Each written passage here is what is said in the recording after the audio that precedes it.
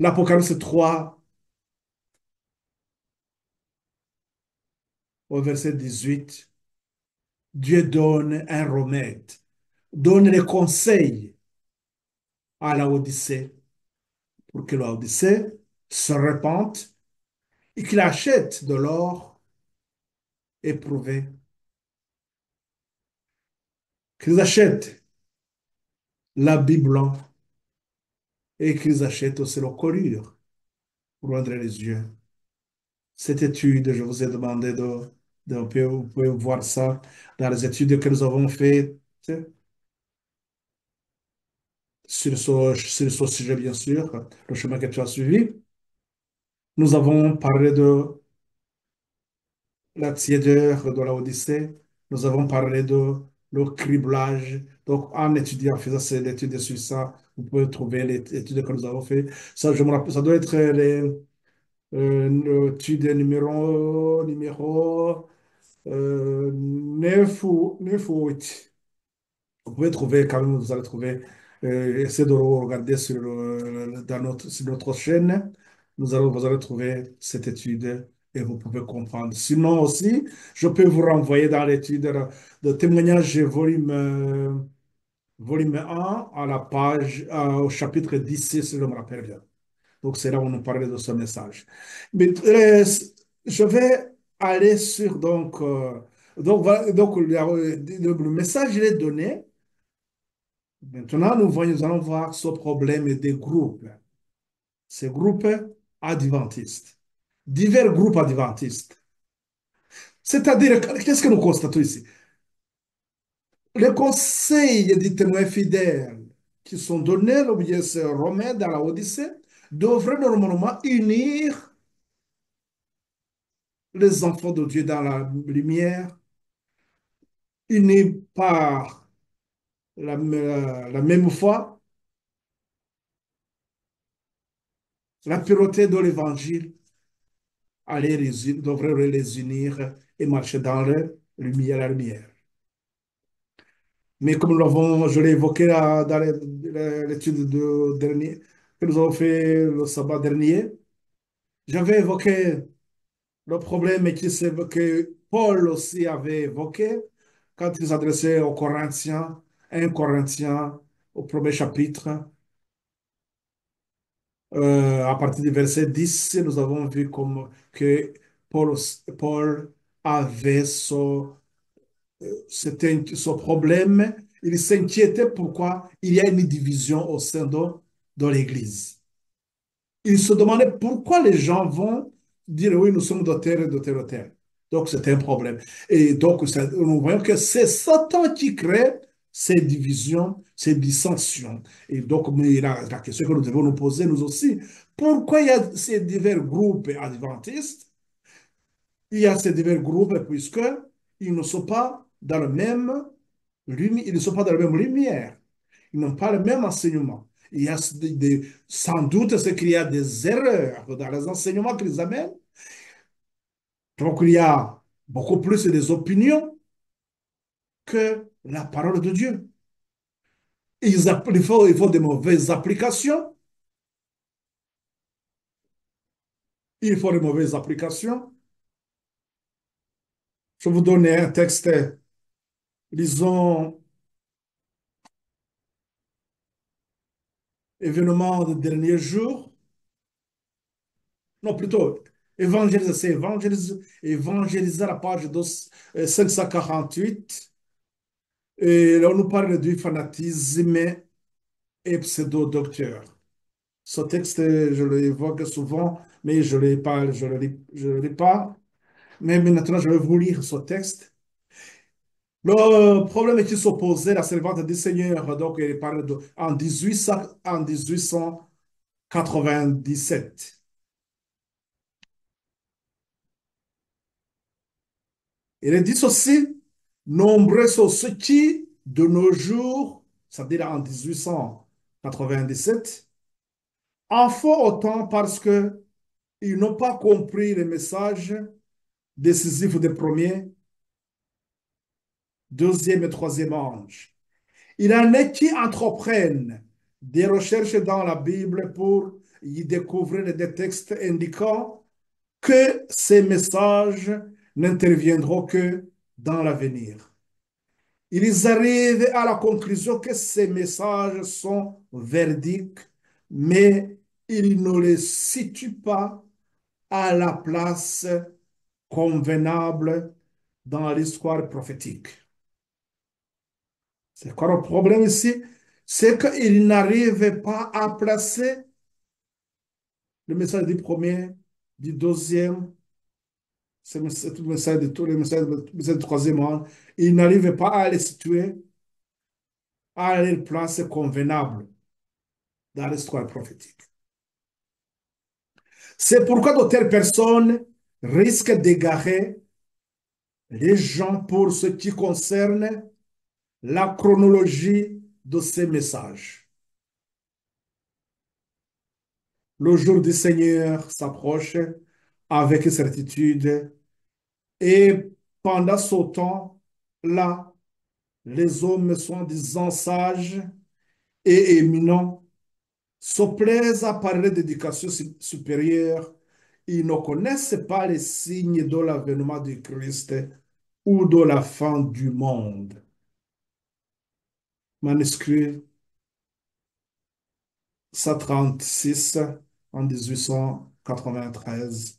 Et donc, nous avons ça dans l'évangélisé à la page 548, deuxième paragraphe. Donc, qu'est-ce que nous venons de, nous venons de voir que le fait de ne pas placer les messages à leur place, le fait de ne pas placer ces messages, de ne pas placer convenablement ces messages, crée la confusion puisqu'on on fait de mauvaises applications. C'est pour ça que nous allons avoir une multitude de groupes. Selon à différentes périodes, dans l'histoire, donc, nous allons voir. Il y avait des groupes des adventistes réformés. Après ça, il y a eu d'autres groupes qui sont arrivés. Donc, en principe, c'est ces groupes qui devraient, c'est ceux qui, ils se disent justement être dans la lumière, puisque ils pensent ne pas commettre les mêmes erreurs les erreurs que Dieu reproche à la Odyssée. Donc, cela veut dire tout simplement que il croit avoir reçu les conseils du témoin fidèle. Or, ceux qui reçoivent les conseils du témoin fidèle, et ils se réunissent. La question, quand lorsqu'on entre dans la chronologie de ces messages, il est question de savoir qu'est-ce qui va se passer.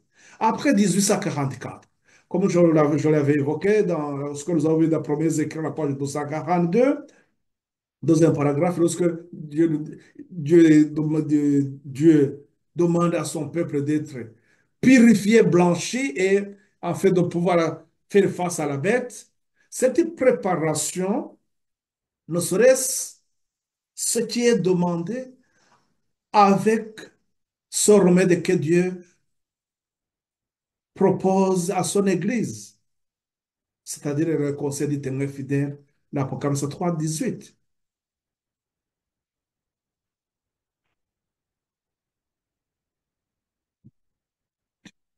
Les groupes, donc, on voit même que ça continue, on continue à avoir toujours les groupes qui sont créés et qui continuent.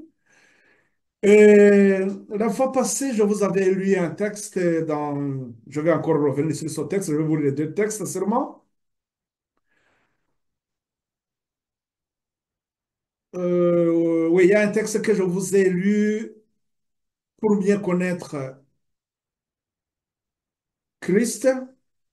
À la page 156, deuxième paragraphe, il était question de ne pas abandonner,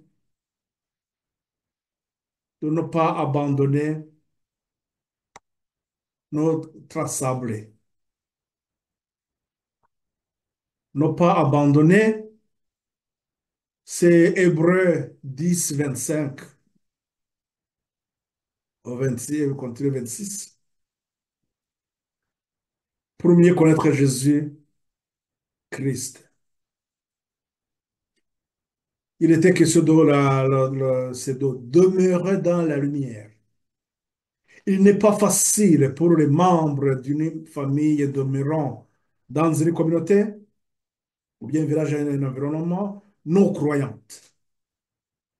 On ne peut pas se mettre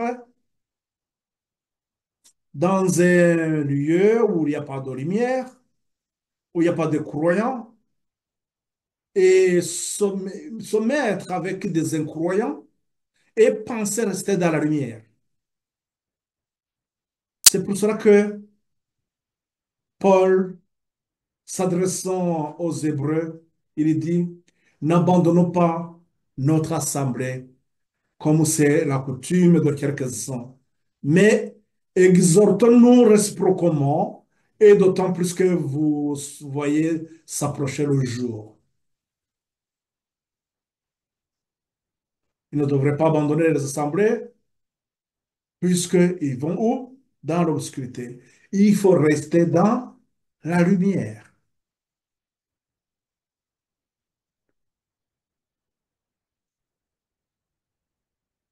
Si les croyants négligent de se réunir pour s'édifier et prier ensemble, la foi de la plupart d'entre eux vacillera. S'il est impossible de jouir de ces privilèges spirituels, Dieu enverra directement du ciel par ses anges la lumière nécessaire pour animer, encourager et bénir son peuple dispersé. Mais il n'accomplira pas de miracles pour soutenir la foi de ses enfants s'ils ne font eux-mêmes quelques efforts pour se procurer les bénédictions et les privilèges que Dieu leur destine. S'il n'y a pas l'effort de notre part, l'effort pour de faire quoi? Je vous ramène encore dans ce texte que nous avons vu que nous devons, après 1844, Dieu demandait à ce que nous devons abandonner les erreurs. En abandonnant les erreurs, c'est que nous fournissons un effort pour marcher dans la lumière. Donc, nous devons demeurer dans la lumière. Nous devons demeurer avec Christ. Jean 12, 46, il est dit ceci, là où, et- là où Christ est, c'est là où sera aussi son serviteur.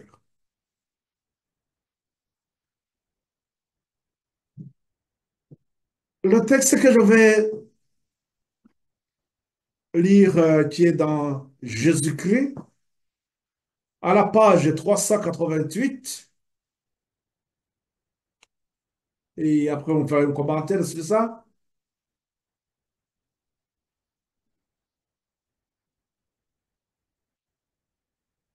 il est dit ceci, excusez-moi,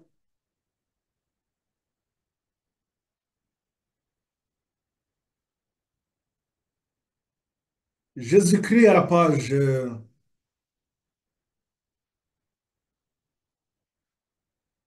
la page 200, plutôt 300,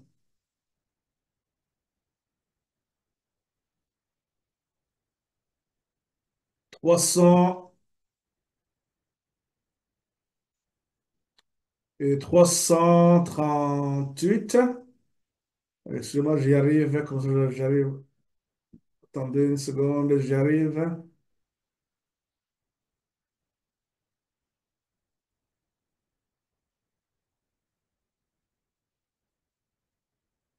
Oui, le texte,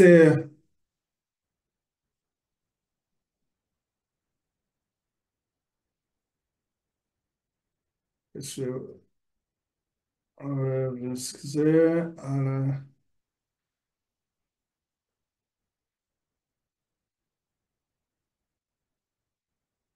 le texte dit ceci.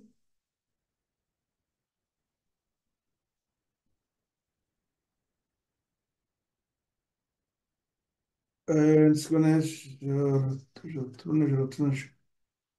Je cherche ce texte. 338.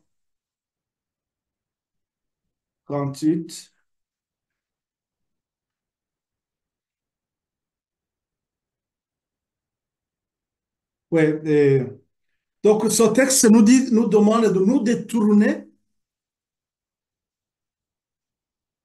des faux enseignements. Et ce qui est évoqué ici, c'est un rapport avec ce que je vous ai dit, ce qui préoccupait aussi Paul lorsqu'il s'adressait aux Corinthiens, à 1 Corinthiens au premier chapitre à partir du verset 10. Il était question aussi de disputes.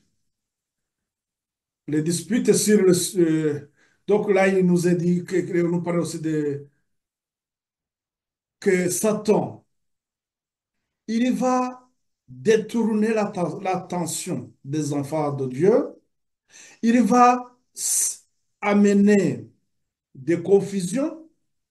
Il va chercher à détourner les enfants de Dieu en amenant des disputes. Jésus-Christ, à la page 388, nous allons lire le troisième paragraphe, nous dit ceci: chaque fois que le message de la vérité produit une profonde impression sur les âmes,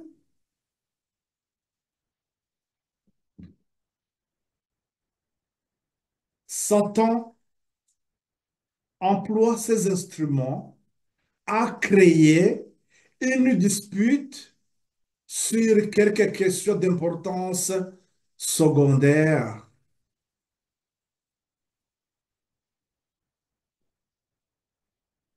Il s'efforce ainsi de détourner l'attention de ce qui est capital.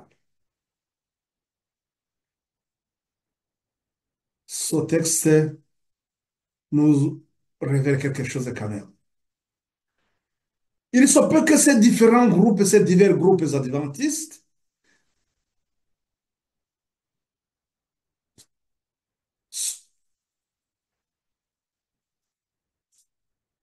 ne s'accordent pas sur quelque chose qui est capital. Ils ne sont pas d'accord sur des sujets probablement de moindre importance. Examinons-nous nous-mêmes, essayons de voir que s'est-il passé. J'étais avec tel groupe. Après, on se sépare. Moi, je reste, je continue avec ce groupe. Les autres vont avec notre groupe.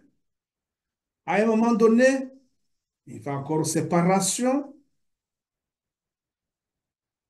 Et tout cela va semer la confusion, va créer des faux espoirs, de- les fausses espérances. Et comme nous l'avons vu, le fait de faire de mauvaises applications, beaucoup seront égarés du vrai chemin.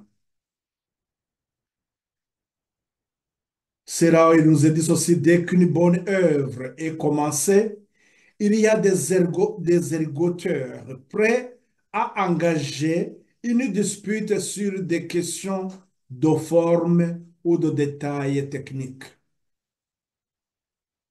afin de détourner les esprits des réalités vivantes.